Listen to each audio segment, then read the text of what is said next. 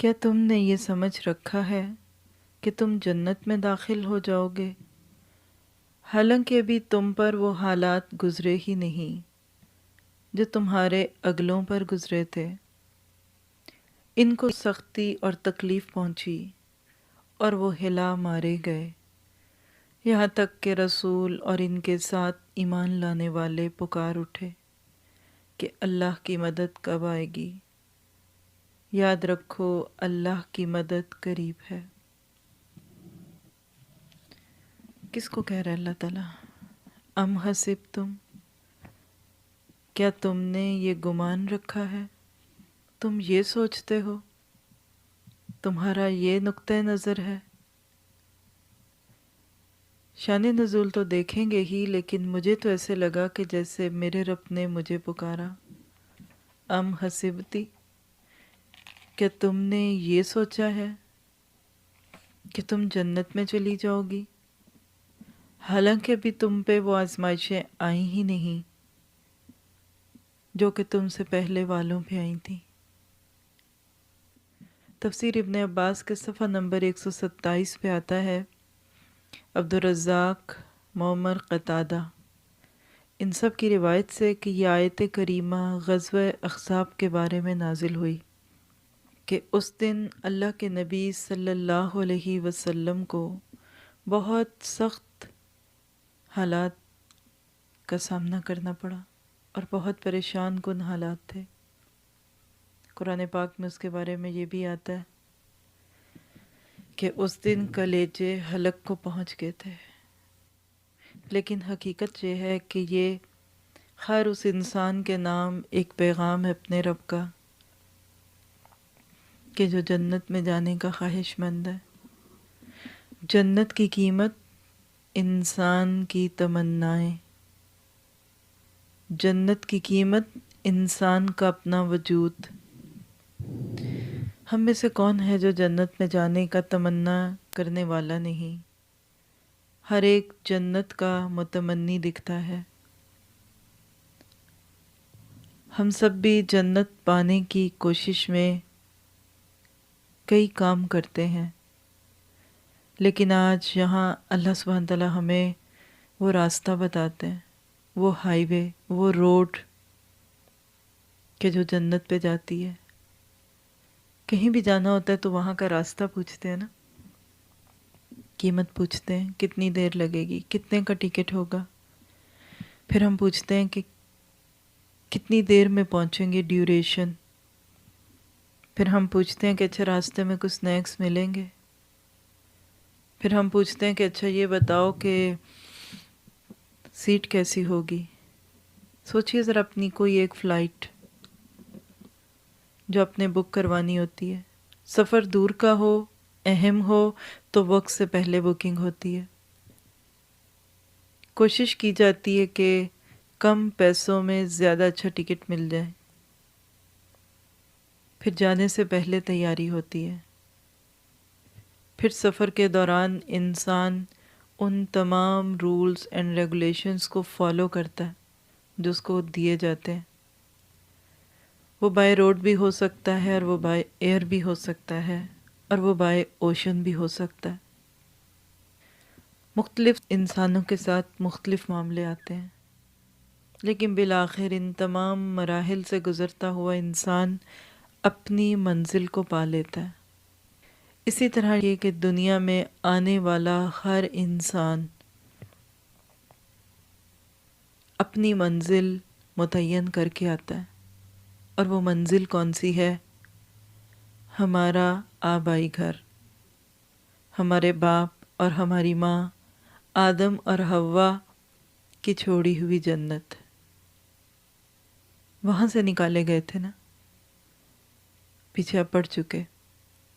براہ راست آدم علیہ السلام کو زمین پہ پیدا کر دیا جاتا اور کہا جاتا ہے چلو رہو، پھر جب کچھ اچھے کام کرو گے تو انعام میں تمہیں ایک جنت مل جائے گی، بات بن جاتی۔ لیکن نہیں، پہلے منزل دکھائی، انسان کو وہ ڈیسٹینیشن دکھائی کہ دیکھو آنا تم نے یہاں ہے، لیکن راستے میں کچھ مرحلے طے کرنے ہیں اس دنیا کے۔ اور جب قُلْ نَهْبِطُوا مِنْهَا جَمِيعًا، سب کے سب یہاں سے چلے جاؤ، فَإِمَّا يَأْتِيَنَّكُم مِّنِّي هُدًى فَمَن تَبِعَ هُدَايَ فَلَا خَوْفٌ عَلَيْهِمْ وَلَا هُمْ يَحْزَنُونَ۔ تم سب یہاں سے چلے جاؤ، پھر تمہارے پاس ہدایت آئے گی، نبی آئیں گے، کتابیں آئیں گی، اور وہ لوگ جنہوں نے ہدایت کی پیروی کر لی، پھر ان کو کوئی خوف اور غم نہ ہوگا۔ وہ اس گھر میں بخوشی آئیں گے، ان کا استقبال کیا جائے گا، ان کو ویلکم کیا جائے گا۔ لیکن والذین کفروا وکذبوا، جن لوگوں نے جھٹلایا یا انکار کیا، پھر وہ ادھر نہیں آ سکتے۔ تو لہٰذا پہلی بات کیا معلوم ہوئی کہ ہم سب کو جنت میں جانا ہے، یہ ہماری الٹیمیٹ ڈیسٹینیشن ہے۔ ہم چاہیں نہ چاہیں، ہمارے اندر یہ ارج ہے کہ ہم نے اس گھر میں جانا ہے۔ جب بچہ دنیا میں آتا ہے تو اس کو یہ معلوم ہوتی ہے، فطرت پہ آتا ہے نا، اسی لیے رب کے ساتھ کیے ہوئے عہد اس کو یاد ہوتے ہیں۔ پھر دنیا میں آتا ہے تو کچھ رونقوں میں کھو جاتا ہے، اسی دنیا کو جنت بنانے لگتا ہے، اور اسی کی تمنائیں اس کے دل میں ابھرنے لگتی ہیں، اور اس کا مال، اس کی کوششیں، اس کا وقت اس دنیا کو جنت بناتے بناتے گزر جاتا ہے۔ لیکن یہ دنیا جنت بنتی نہیں، کیونکہ یہ بن ہی نہیں سکتی۔ جو ہے وہ ہے۔ آپ پلاسٹک کا گلاس لیں گے وہ پلاسٹک کا ہی رہے گا، شیشے کا نہیں بنے گا۔ اسی طرح یہ دنیا دنیا ہے۔ ہاں، اگر اس جنت میں جانا ہے تو تمہیں کچھ کرنا پڑے گا۔ وہی اس آیت میں بتایا گیا، ام حسبتم ان تدخلوا الجنہ، کیا تم سمجھتے ہو کہ تم جنت میں داخل ہو جاؤ گے صرف دعائیں کرنے سے، صرف تمنا رکھنے سے، صرف یہ کہنے سے کہ ہاں جنت مل جائے، جنت مل جائے؟ تم نے اپنے خیالوں میں ایک جنت بنا رکھی ہے اور کہتے ہو میں اس میں داخل ہو جاؤں گا؟ ہرگز نہیں۔ وَلَمَّا يَأْتِكُم مَّثَلُ الَّذِينَ خَلَوْا مِن قَبْلِكُمْ، ابھی تو تمہارے پاس وہ حالات آئے ہی نہیں، ابھی تو وہ کنڈیشنز تمہارے سامنے آئی ہی نہیں جو تم سے پہلوں کے پاس آئی تھی۔ وہ پہلے کون تھے؟ ہر دور کے وہ لوگ جو نبیوں کی پکار پہ لبیک کہنے والے اور اسلام کے راستے میں مارے کھانے والے، جنت کے راہی وہ ہوتے تھے کہ جنہوں نے مشکلوں اور آزمائشوں میں دین کو نہیں چھوڑا، جنہوں نے کمپرومائز نہیں کیا، جنہوں نے حالات کے ساتھ سمجھوتے کرنے میں اپنے دین کو ہی پلیوٹ نہیں کر دیا، حالانکہ مستہم البأساء، ان کو سختیاں پہنچی تھیں، ہلائے گئے، سختیاں پہنچی، والضراء، اور مصیبتیں، جسمانی مشقتیں، وزلزلوا، اور ایسے حالات ہوئے کہ ان کے اندر زلزلے آ گئے، ٹوٹ پھوٹ ہوئی ان کی، اور حالات کتنے سخت آئے کہ حتی یقول الرسول والذین آمنوا، کہ رسول جو ہمت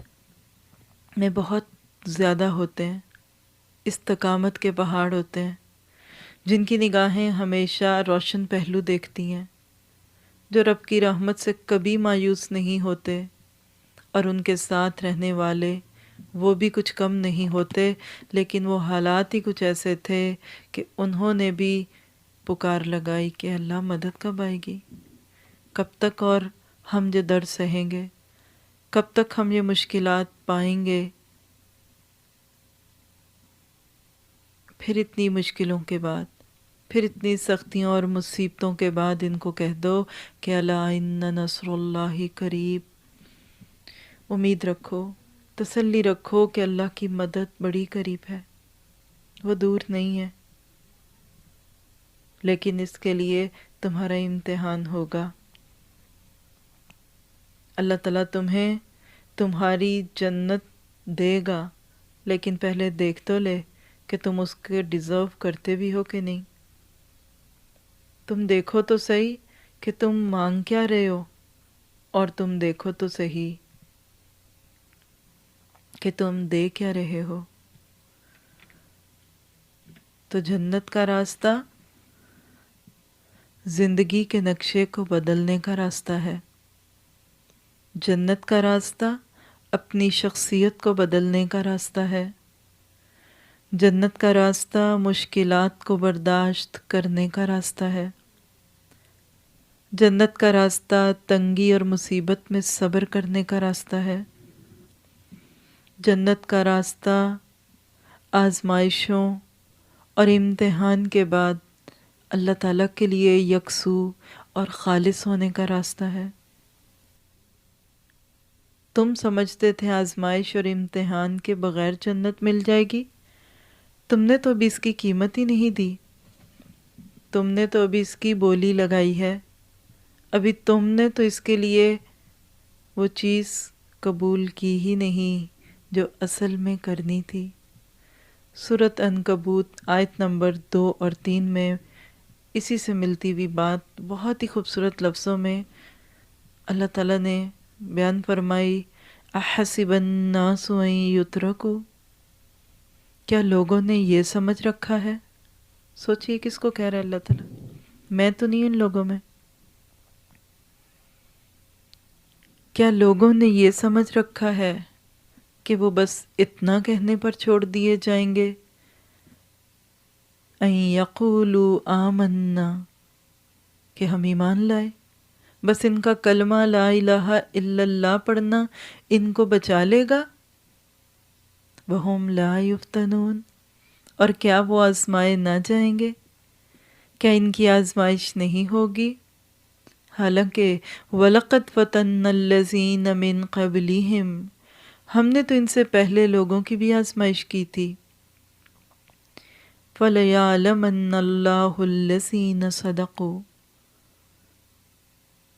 اور اللہ تعالیٰ کو تو ضرور یہ دیکھنا ہے کہ سچے کون ہیں اور کون جھوٹے ہیں، کون کلمہ پڑھنے میں سچے ہیں، کون اپنے دل سے رب کو رب مانتے ہیں، اور کون سنی سنائی باتیں رب کو بتاتے ہیں۔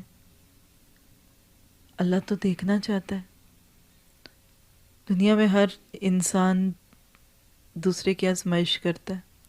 جب کوئی اس سے دوستی کی بات کرے، کوئی اس سے محبت کی بات کرے، تو کیا اللہ تعالیٰ نہیں پرکھے گا؟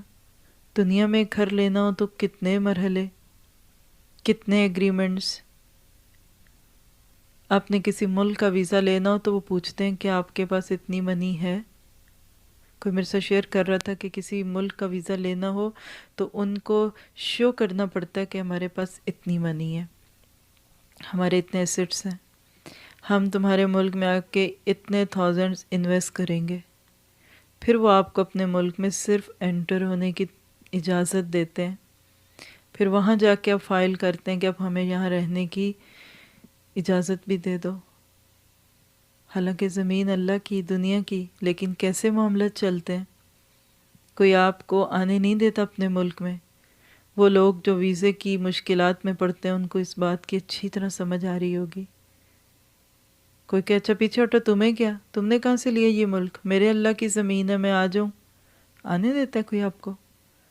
آپ کو ایئرپورٹ سے جیل میں بھیج دیا جائے گا کہ آپ خرابی پیدا کر رہے ہیں۔